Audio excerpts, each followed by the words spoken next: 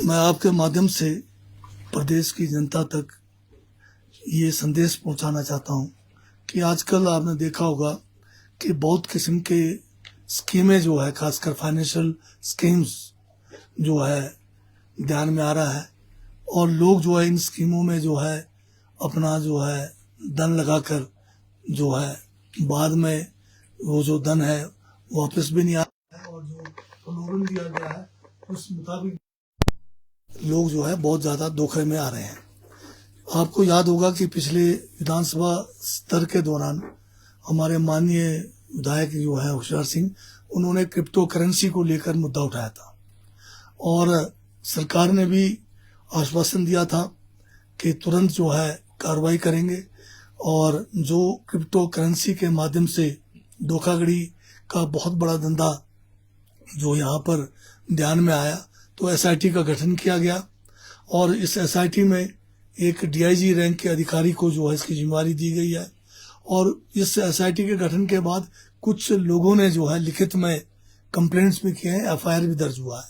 और उस एफआईआर करने के बाद जो इन्वेस्टिगेशन हुआ है, करीब करीब 18 करोड़ से ज़्यादा का जो है मामला ध्यान में आया है, और इसमें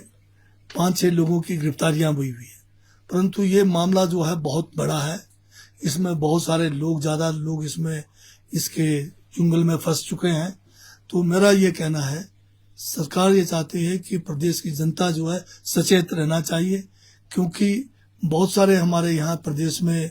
जो है कुछ प्रोजेक्ट्स बन रहे हैं जहाँ लैंड एक्वायर हो रहा है, कुछ हमारी सड़कों का जो है लैंड एक्वायर हो रहा है 4 लेन ब्रिज में। तो लोग जो है जिनके पास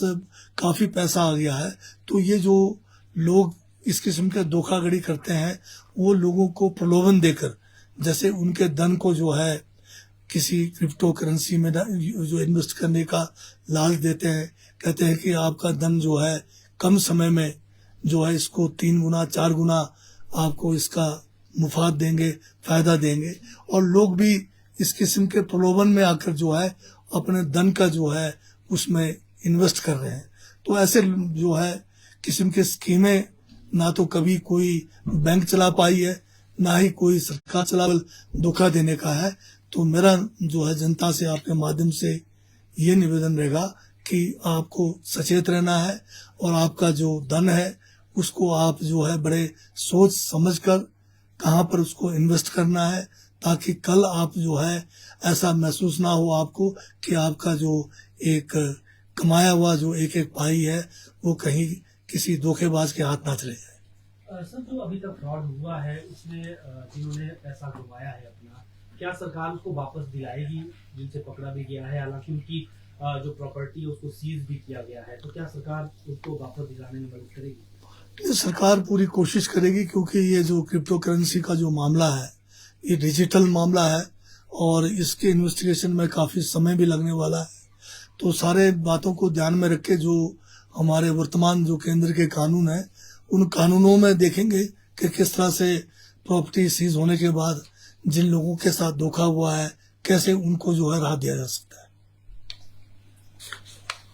सर, सीएम सुक्खू जो है वो आईजीएमसी में एडमिट थे, अब एम्स जो है वो रवाना चले गए हैं इलाज के लिए। कैसी है सर सीएम साहब की तबीयत? आपने भी वार्तालाप की? हाँ, सीएम साहब की जो तबीयत जो है पिछले रोज जो है खराब हुई थी,